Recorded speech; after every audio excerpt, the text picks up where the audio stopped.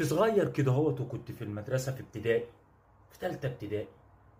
وابويا على قده خالص ومفيش فلوس، وكنا احنا اساسا من الجمالية، مفيش فلوس والدنيا خربانة. وابويا كان ايه، معاه عربية فشار كان بيقف فيها كده في الشارع بره، عند ميدان الجيش كده.